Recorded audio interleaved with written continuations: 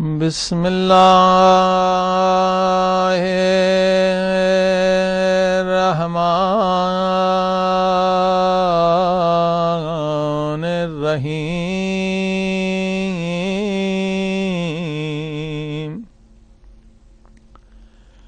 الحمد للہ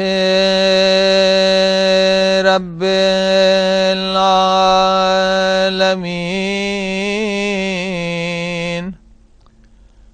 الحمد للہ کما هو اہلہ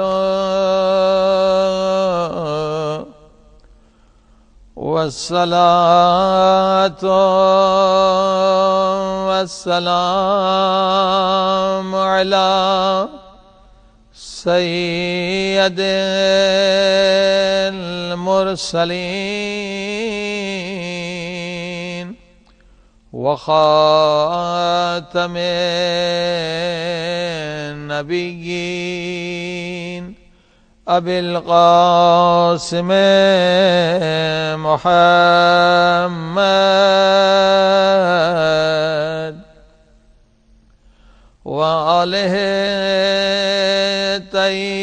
الطیبین الطاہرین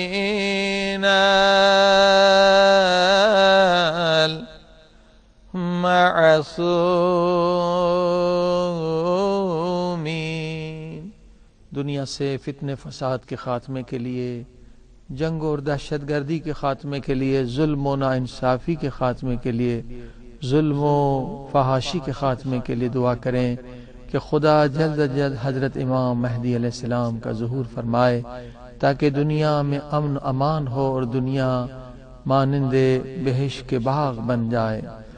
اللہم کل ولیک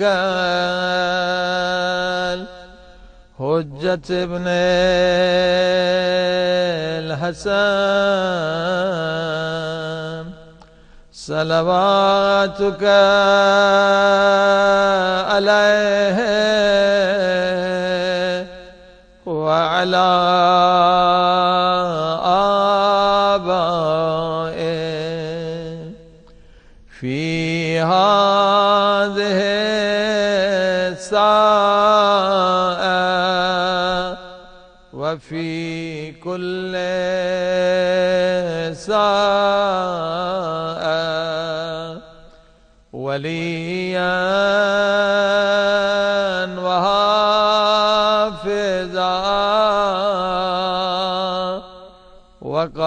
وقائدا وناصرا ودليلا وعينا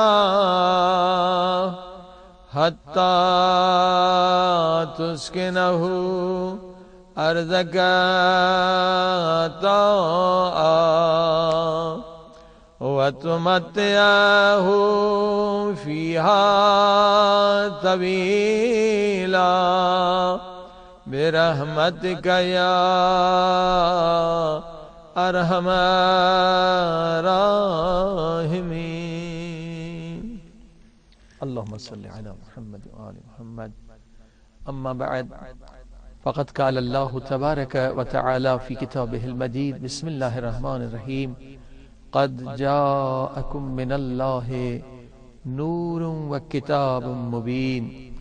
معزز ناظرین، ہم آپ کی خدمت میں اس آیت پر گفتگو کر رہے ہیں کہ اللہ کی طرف سے دو سب سے عظیم الشان نعمتیں ہم مسلمانوں کے لیے آئی ہیں۔ ایک نور سرکار محمد مصطفیٰ صلی اللہ علیہ وآلہ وسلم کہ مفسرین نے لکھا کہ اس نور سے مراد ہمارے پیارے نبی کا نور ہے، اور دوسری بڑی نعمت کتاب یعنی قرآن کریم ہے۔ اور اس نور کا ذکر، نور سرکار محمد مصطفیٰ صلی اللہ علیہ وآلہ وسلم کا ذکر کئی مقامات پر مختلف انداز سے کیا گیا۔ اللہ نور السماوات والارض، سورہ نور میں اس نور کا ذکر اللہ نے اس طرح سے کیا کہ میرا نور آسمان میں بھی ہے، زمینوں میں بھی ہے۔ آسمان زمینوں میں کون نور ہے؟ اللہ کا کون سا نور ہے؟ پیارے نبی نے خود فرمایا اول ما خلق اللہ نوری، اللہ نے سب سے پہلے سرکار محمد مصطفیٰ صلی اللہ علیہ وسلم کے نور کو خلق کیا، اور انہی کے نور سے پھر آسمان بنائے گئے، چاند ستارے بنائے گئے۔ یہ ساری کائنات جو بنی ہے یہ سرکار محمد مصطفیٰ صلی اللہ علیہ وآلہ وسلم کے نور سے بنی ہے۔ اور اسی طرح سے بہت سارے مقامات پر نور کا ذکر ہے۔ سراج منیرا، رسول خدا صرف خود نور نہیں بلکہ دوسروں کو بھی نورانی بنا دیتے ہیں، جو ان کی سیرت پر چلے وہ بھی انسان قیامت کے دن نورانی بن جاتا ہے۔ اور سورہ حدید میں کہا کہ قیامت کے دن عاشقان رسول، غلامان رسول سے منافقین کہیں گے ہماری طرف دیکھو، ہماری طرف دیکھو، نقتبس من نورکم، تاکہ ہم تمہارے نور سے فیضیاب ہو جاتے ہیں، ہم تمہارے نور سے فائدہ حاصل کر لیں۔ اب آپ نے دیکھا جو نبی کے سچے غلام ہیں قیامت کے دن وہ بھی نور بن جاتے ہیں۔ لہٰذا ہر اعتبار سے ہمارے پیارے نبی نور ہیں، ان کی پوری زندگی نورانی ہے، ان کا قول نور ہے، ان کا فعل نور ہے، ان کا عمل نور ہے۔ لیکن ایک ایسی آیت بھی قرآن میں ہے جس سے بعد لوگوں کے ذہنوں میں غلط فہمیاں پیدا ہو سکتی ہیں، اور یہ آیت جو ہے سورہ کہف کی ہے، 110 آیت کا نمبر ہے، سورہ کہف کا نمبر 18 ہے۔ آیت یہ ہے کہ خدا فرماتا ہے قل، میرے محبوب کہہ دو، انما انا بشر مثلکم، کہ میں تمہارے مثل بشر ہوں۔ اب بعض لوگ یہیں تک آیت پڑھ دیتے ہیں اور آگے نہیں جاتے۔ اگر آگے چلے جائیں تو یقیناً مسئلہ حل ہو جاتا ہے کہ یہ رسول خدا جو فرما رہے ہیں میں تمہارے مثل بشر ہوں، یہ کب کہا، یہ کیوں کہا، یہ سب دیکھنا پڑے گا۔ کسی آیت کی تفسیر جو ہے یہ تفسیر میں دیکھنے والا دیکھتا ہے، انسان تحقیق کرنے والے، کہ یہ جملہ پیغمبر اسلام نے کب کہا۔ جب کوئی معجزہ دکھاتے تھے تو لوگ حیران ہو جاتے تھے، اور وہ لوگ جو بتوں کو خدا ماننے کے لیے تیار تھے بت تو کوئی معجزہ نہیں دکھاتے تھے۔ جب پیغمبر اسلام کا معجزہ دیکھتے تھے، کنکریوں کو رسول خدا اٹھا رہے ہیں، کنکریاں کلمہ پڑھ رہی ہیں، درخت کو بلا رہے ہیں، درخت اطاعت کر رہے ہیں، یہ بہت سارے معجزات، رسول خدا کی زندگی معجزوں سے بھری ہوئی ہے، تو بہت سارے لوگ رسول خدا کو خدا سمجھنے لگتے تھے کہ یہ خدا ہے، کیونکہ جو بت کو خدا سمجھ رہے ہیں وہ نبی کو خدا سمجھنے میں ان کو کوئی دیر نہیں لگتی۔